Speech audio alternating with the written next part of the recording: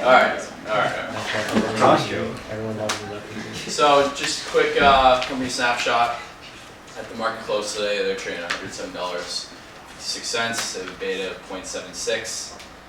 Target price of $145.27, which is 35% upside. So just kind of a quick business overview. I'll just kind of give an example of how they actually make money because it's kind of weird and I had kind of trouble conceptualizing. So what they would do is they make contracts with hotels. So they'd contact a hotel in Jamaica, say, and they'd buy 100 rooms at a discount, extreme discount of say $50 a room. So they'd have those rooms reserved, and they would call an airline that they have a contract with, and they would buy flights for $100 a flight at an extreme discount because they have these contracts in place, and then they could call the car rental. So what they do is they package this all together, and say they sell that package of the car rental, the hotel rental, and the airline for, say they buy it for like $1,000, and then they sell it to the customers, people like us, for $2,000, and then they make the money off of that. That's the supply side, and then the demand side is they operate through like a hotel wanting to put money on their meta-search site, Trivago, which is their, like it's like you go there, you go on the site, it gives you all the listings, and then hotels can pay them to be at the top of the list when you search. People can put ads up there, like the advertising and media revenue. So kind of break down the revenue by region. 56% is in the US, 44% is in international. Largely hotels, however, ad and media has been growing as a percent of revenue, and air as a percent of revenue has grown slightly, whereas car cruise has kind of stayed steady. Just kind of performance, looking at room nights on the right, or on the left, excuse me, we've grown at a CAGR of 25% since 2012. Total revenue has grown at a CAGR of 13% since 2012. Quick industry overview. One of the major things going forward in travel planning and in travel agencies is mobile planning. So people no longer are using their People are no longer using their computers to go and book a trip. What they want to do is they want to have it on their phone. They want it to be fast. They want to use the best app. So what this graph is showing is millions of mobile users, and then this percentage, this is projected out until 2019, is the percent that industry experts expect for it to be done through an app. So it's projected to grow very quickly. Kind of global tourism as a whole, it's one of the biggest industries, $1.4 trillion. So just kind of a breakdown by region. Americas makes up about 16% of all global tourism. It's pretty steady growth, nothing spectacular. It outpaces US economic growth. We're at 3.7% in 2015. Asia Pacific is seen as the highest growth rate, growing at around 6% year over year with arrivals and with expenditures by tourists. And then Europe is a largely saturated market, 51% of all global tourism. Just like that. Let's kind of look at the investment rationale. So they have leading hotel and lodging position in the United States, and then recent M&A activity has given them a diverse product portfolio to offer to customers. Investments in technology and media will best position them to kind of capture a lot of the new customers looking for the best app in the market. And then they've returned value to shareholders through share repurchases and dividend payouts and increasing dividend payouts. We're starting off with M&A and core product growth. Really strong growth in core product. Agencia is their corporate mobile planner, so a company would go to them, through them, plan out their whole trip for, say, some sort of convention. 13% up 13% year over year. Trivago is probably one of their best performing products. Is the meta-search company. Then you go on Trivago, it gives you all the listings. Revenue in Europe is up 60% year over year. It's the biggest meta-search site in Europe. Outside of Europe, so the rest of the world, including the United States, revenue for Trivago is up 130% year over year. Looking at M&A quick, they paid so what they did was, with Trivago, they got a 62% stake. In 3 years, they can increase that stake by 20, and in 5 years, they can own the company as a whole. So it's only a partial stake as of right now, but the revenue counts as a percentage of their stake into their total revenue. Does that make sense? HomeAway, that was required. They paid a 19% premium. When I was kind of looking at premiums to see, because there was a lot of M&A, it's like, are they paying too much for these? Are they not paying a lot? The only other comp that was really making acquisitions or are in the space right now was Priceline. And Priceline paid a 50% premium on Open Table, which is a restaurant finding app, and I didn't think that was too applicable. Priceline acquired Kayak, which is another meta search site. They paid a 29% premium on that deal. I don't know how many parallels can be drawn across that, but I mean it's something to look at. AirAsia joint venture, kind of going forward, I think this is going to allow them to kind of capture some of that growth in Asia. If they have such a large stake in this company and this airline, people are going to have to get to Asia somehow. They're going to have to fly there, and this is probably a good way for them to infiltrate that market going forward.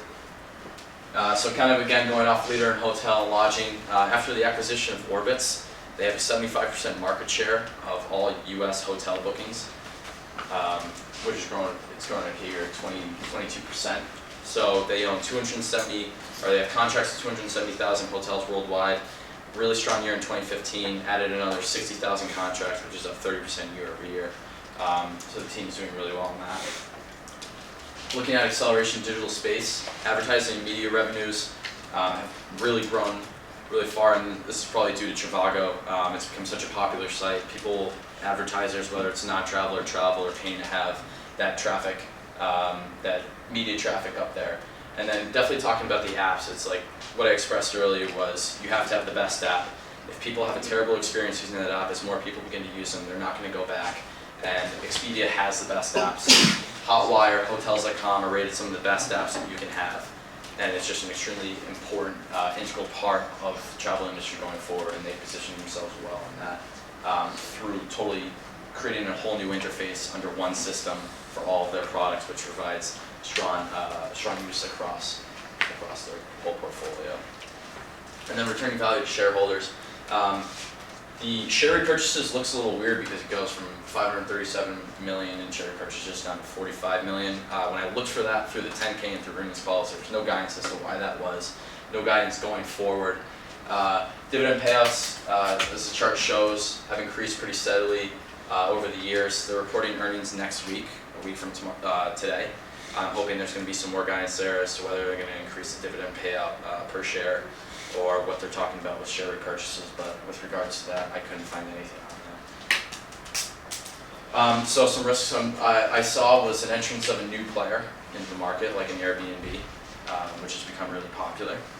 To kind of debunk that risk, the acquisition of HomeAway has been something that gives people an alternative way to lodge or just stay over. You can live in someone's extra spare room or in someone's house for one night. So they position themselves well to really kind of push that out of the picture. And then another risk that they can face is hotels using their own meta search site. Hotels have to pay a premium to really be at the top of this list. So if they say, okay, it's not worth it anymore, we're just going to have our own site, we'll market it ourselves. That could be a risk. They could lose revenue there, but given the popularity of Trivago and how much it's grown, I don't see that as a risk going forward. So a quick look at management. So Expedia was first formed by Microsoft, and then it was sold to IAC. So this guy, Dara Khosrowshahi, I don't know how to say that, joined IAC in 1998 as the VP of Strategic Planning, moved to CFO in 2002, and then Expedia was spun off from IAC in 2005, and he took over as CEO. He's comped on EPS, earnings, and then things more applicable to travel agencies like room nights, airline tickets sold, things in that category. Comps, so they kind of lie right in the range of their competitors. Priceline, C-Trip, TripAdvisor. And then kind of looking at the model. So for revenue, I have it growing at a CAGR of 17% over the projected period, largely driven by continued growth from Trivago, joint venture with AirAsia, and a large market share in the United States. Kind of working down to capital expenditures. See these increasing as a percentage of revenue, because what they're going to have to do is they're going to have to, with all of these products and all of this acquisitions that they've made, they're going to have to change the interface over into one complete one. And although that's going to cost money in the short term, in the long term, it's going to create that better user interface for travelers. I can do this up and now and see anything else. And then the rest with operating expenses and cost of goods sold. Cost of goods sold was trending downwards, not anything major from 22 to 20, and from 2011 to 2015 reflected that in the same projection period. Operating expenses have trended upwards, trying to reflect that in the model as well.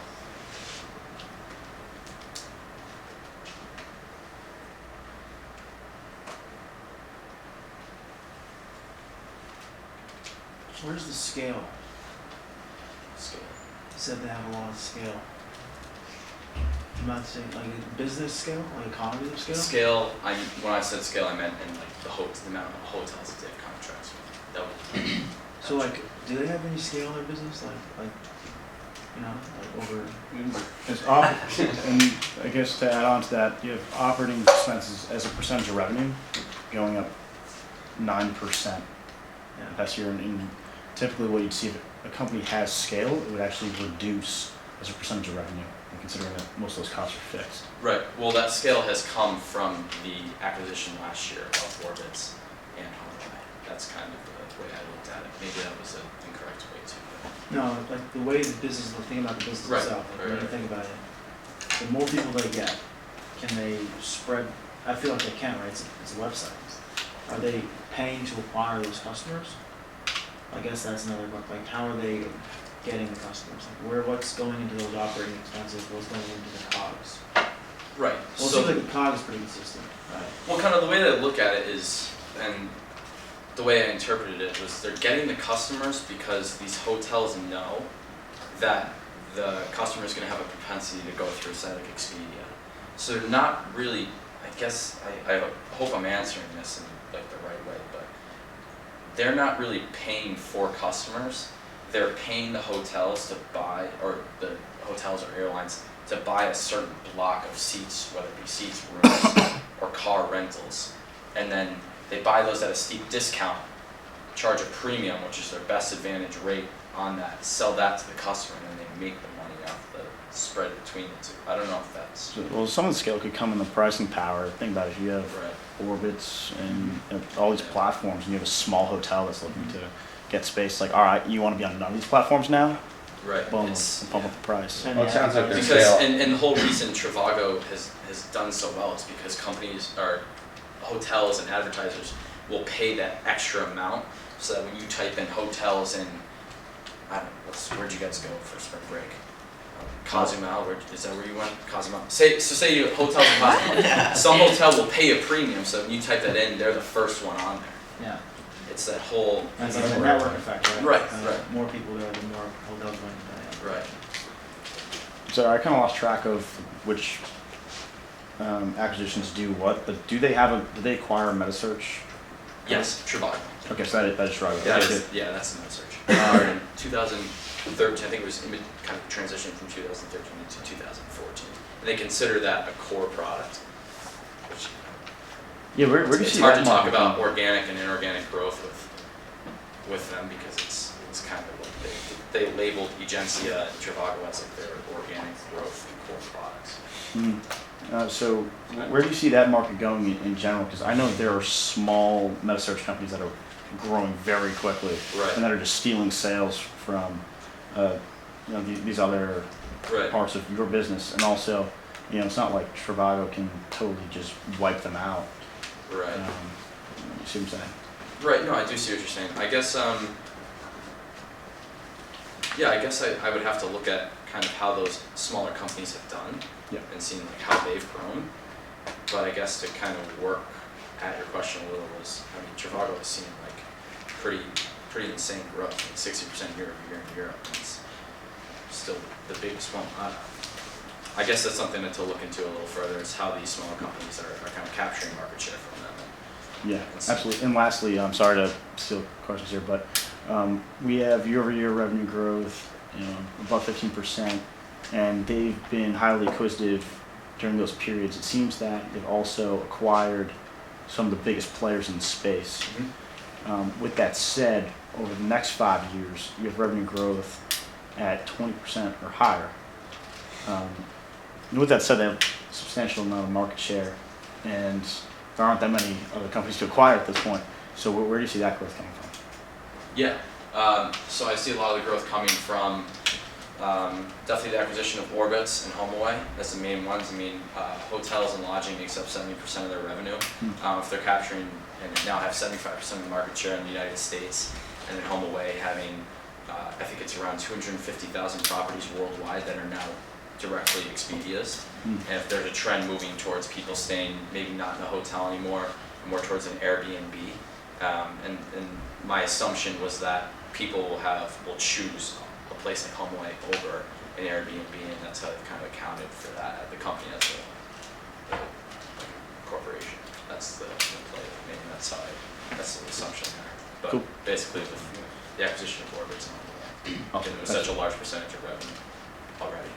So that Expedia has 70% market share, right? Yes, 75% in the United States for hotels. Okay.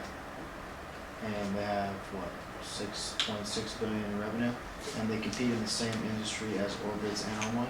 They own.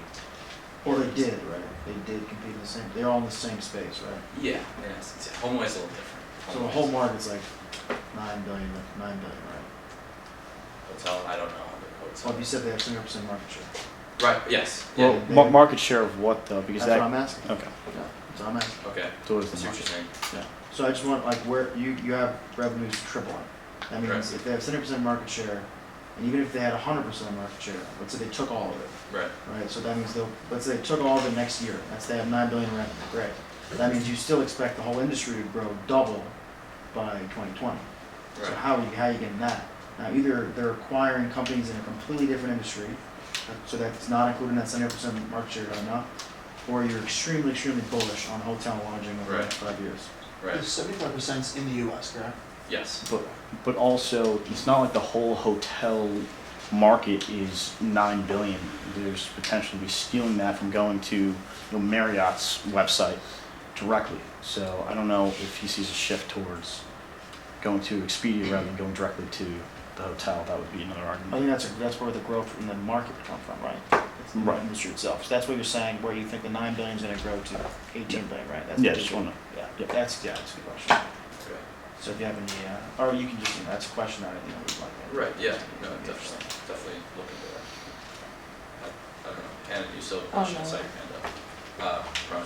What percentage of relative to their competitors, like the market that they have, because they buy like at a discounted rate in these market? Right. I don't have the answer as compared to what say Priceline charges. I can absolutely look into that. That's a really good point. Jim?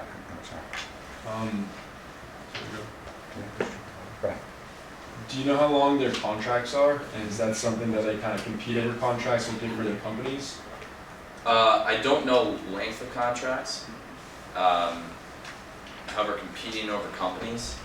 I mean, I don't have the answer to that either, but I mean, I would assume that, just because Expedia had a contract with the Marriott in Springfield, that when that contract's up, someone else isn't going to try to take it. But I guess it would be relationship based as to how, did Expedia field a lot of customers to buy out those rooms or not? That's something else to look at as well. Should I go to the valuation? Yeah, please. So street estimates, price started at $143, so 33% upside. And I used Gordon growth method and got an upside of 35% and $145 per share.